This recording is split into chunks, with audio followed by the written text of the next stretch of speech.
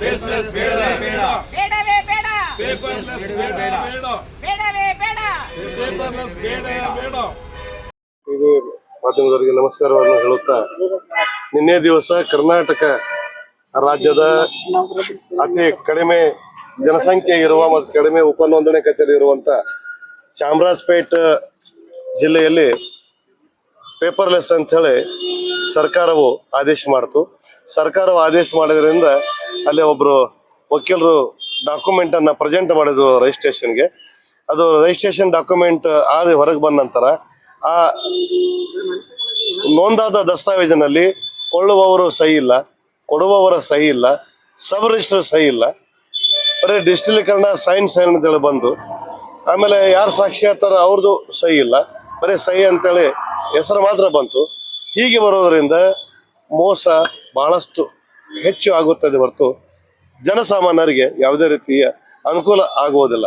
ಹೀಗೆ ಮಾಡುವುದರಿಂದ ಸಾರ್ವಜನಿಕರ ಆಸ್ತಿ ಬಹಳಷ್ಟು ಹಾಳಾಗುತ್ತದೆ ಮತ್ತು ಮುಟ್ಟುಗೋಲು ಯಾರ್ಯಾರ ಆಸ್ತಿ ಯಾರ್ಯಾರು ಮಾಡ್ಕೋತಾರೆ. ಈಗ ಸರ್ಕಾರವು ಪೇಪರ್ಲೆಸ್ ಮಾಡಿದೆ. ಇನ್ನೂ ಕೆಲವು ದಿವಸಗಳಲ್ಲಿ ಪೇಪರ್ಲೆಸ್ ಜೊತೆಗೆ ಈಗ ಮನೆಯಲ್ಲಿ ಕೂತು ನೀವು ಕಾಗದ ಮಾಡಬಹುದು ಅಂತ ಹೊಸ ಕಾನೂನು ಜಾರಿಗೆ ಬರ್ತಾ ಇದೆ.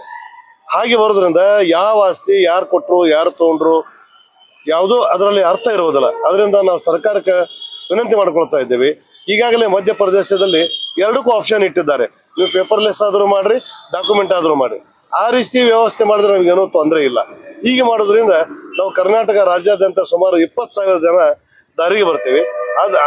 ನಾವು ಒಂದು ಕಡೆ ದಾರಿಗೆ ಬರುವಾಗಿರಲಿ, ಯಾರ್ಯಾರ ಆಸ್ತಿ ಯಾರು ಕೊಳ್ತಾರೆ, ಯಾರು ತಗೋತಾರೆ, ಯಾರು ಬಿಡ್ತಾರೆ, ಇದು ಏನೂ ಗೊತ್ತಾಗೋದಿಲ್ಲ. ಪೇಪರ್ಲೆಸ್ ಮಾಡೋದ್ರಿಂದ ಸಾರ್ವಜನಿಕರಿಗೆ ಬಹಳಷ್ಟು ಅನುಕೂಲ ಆಗುತ್ತದೆ.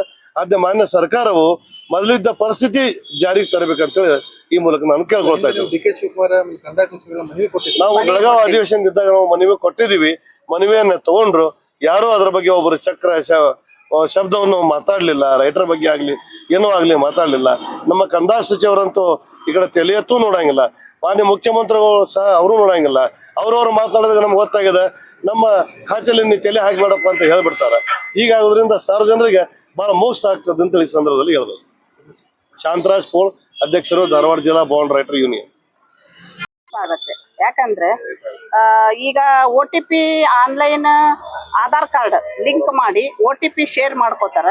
OTP ಅವರೇ ಹೇಳ್ತಾರ ಅನ್ನೋದು ಗ್ಯಾರಂಟಿ ಇರಲ್ಲ. ಯಾಕಂದ್ರೆ ಒಬ್ಬೊಬ್ಬರು ಫೋನ್ ನಂಬರ್ ಒಬ್ರ ಹತ್ರ ಇರತ್ತೆ. ಆ ನಂಬರ್ OTP ಆ ಫೋನ್ ನಂಬರ್ಗೆ ಆಧಾರ್ ಕಾರ್ಡ್ ಲಿಂಕ್ ಮಾಡಿರ್ತಾರ, ಓಕೆ. ಆದ್ರೆ ಆ ಫೋನ್ ನಂಬರ್ ಅವ್ರ ಹತ್ರನೇ ಇರತ್ತೆ ಅನ್ನೋದು ಏನ್ ಗ್ಯಾರಂಟಿ?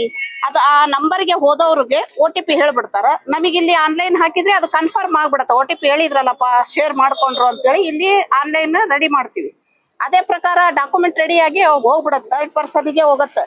ಹೆಚ್ಚಾಗಿ ಇದರಿಂದ ಮೋಸ ಆಗತ್ತೆ. ಆಮೇಲೆ ಯಾಂಕರ್ಸ್ಗಳು ಈಗ ಎಷ್ಟೋ ಫೋನ್ಗಳು ಬರ್ತಿದಾವ್, ಸ್ಯಾಮ್ ಫೋನ್, ಅವು ಫೋನ್, ಅವೆಲ್ಲ ಇದು ಇಲ್ಲಿಗಲ್ ಫೋನ್ಗಳು ಎಷ್ಟೋ ಬರ್ತಿರ್ತಾವ್. ಅಂತದ್ರಲ್ಲಿ ಫೋನ್ ನಂಬರ್ ತಗೊಂಡು OTP ಕೇಳಿ ಅದು ಆನ್ಲೈನ್ ಮುಖಾಂತರ ಕಾಗದ ಮಾಡೋದು. ಈಗ ಒಂದು ಉದಾಹರಣೆ, ಮ್ಯಾರೇಜ್ಗಳು ಎಷ್ಟೋ ಮೋಸ ಆಗಿದಾವೆ. ಈಗಾಗಲೇ ಮ್ಯಾರೇಜ್ ಹೊರಗಡೆ ಬಿಟ್ಟಿದ್ದಾರೆ ಆನ್ಲೈನ್ದಲ್ಲಿ, ಅದರಿಂದನೂ ಮೋಸನೂ ಆಗಿದಾವೆ. OTP ಶೇರ್ ಮಾಡಿ ಹುಡುಗ ಹುಡುಗಿನ ಮ್ಯಾರೇಜ್ ಮಾಡಿ, ನಂದು ಮ್ಯಾರೇಜ್ ಆಗೈತೆ ನೋಡು, ನನ್ನ ಜೊತೆಗೆ ನಿನ್ ಮದ್ವೆ ಆಗಿದೆ ನೋಡು ಅಂತೇಳಿ ಸರ್ಟಿಫಿಕೇಟ್ ತಗೊಂಡು, ಅಯ್ಯೋ ನಾನು ಕೊಟ್ಟೇ ಇಲ್ಲಲ್ಲ ನಿನ್ ಸರ್ಟಿಫಿಕೇಟ್, ನಾನು ಸಬ್ ರಿಜಿಸ್ಟರ್ ಆಫೀಸ್ಗೆ ಹೋಗಿಲ್ಲ, ಹೆಂಗಾಯ್ತು ಅಂತ ಹುಡುಗಿ ಕೇಳಿ, ಇವತ್ತಿಗಾದ್ರೂ ಅವರು ಇದು ಸಬ್ ರಿಜಿಸ್ಟರ್ ಆಫೀಸ್ ನಲ್ಲಿ ಬಂದೈತೆ ಡಾಕ್ಯುಮೆಂಟ್, ನಾನೇನ್ ಮಾಡ್ಲಿ, ನಾ ಫೈನಲ್ ಮಾಡಿ ಓಕೆ ಮಾಡಿ SR ಕಳಿಸ್ಬಿಟ್ಟಿರ್ತಾರ. ಅದನ್ನ ಆನ್ಲೈನ್ ದಲ್ಲಿ ಅವ್ರು ತಗೊಂಡ್ಬಿಡ್ತಾರೆ. ಆ ಹುಡುಗ ನಾನ್ ಮದ್ವೆ ಆಗಿನ್ ನೋಡಿ ನಿನ್ ಜೊತೆಗೆ, ನಾನು ಕಳ್ಸೇ ಇಲ್ಲಲ್ಲ, ನಿನ್ ಶೇರೇ ಮಾಡಿಲ್ಲ, ನಾನು ಯಾವ್ದೋ ಒಂದು ರೀತಿ ಒಳಗ ನಾನು OTP ಹೇಳಿನಿ, ನಾನು ಡಾಕ್ಯುಮೆಂಟ್ ಕೊಟ್ಟಿಲ್ಲ, ನಾ ಮದ್ವೆ ಆಗಿಲ್ಲ ಅಂತ ಹುಡುಗಿ ಹೇಳಿದಾಗ ಅದನ್ನ ಕ್ಯಾನ್ಸಲ್ ಮಾಡೋದು ಅಧಿಕಾರ ಸಬ್ ರಿಜಿಸ್ಟರ್ಗೆ ಇರೋದಿಲ್ಲ. ಅದನ್ನ ತಗೊಂಡೋಗಿ ಕೋರ್ಟ್ಗೆ ಹೋಗ್ಬೇಕಾಗತ್ತೆ, ಹುಡುಗಿ ಜೀವನ ಹಾಳಾಗತ್ತೆ. ಅಂತದ್ರಲ್ಲಿ ಒಂದು ಮಕ್ಕಳ ಜೊತೆ ಚಲ್ಲಾಟ ಆಡೋದ್ರಿಂದ ಇದು ಬಹಳ ಅನ್ಯಾಯ ಆಗತ್ತೆ.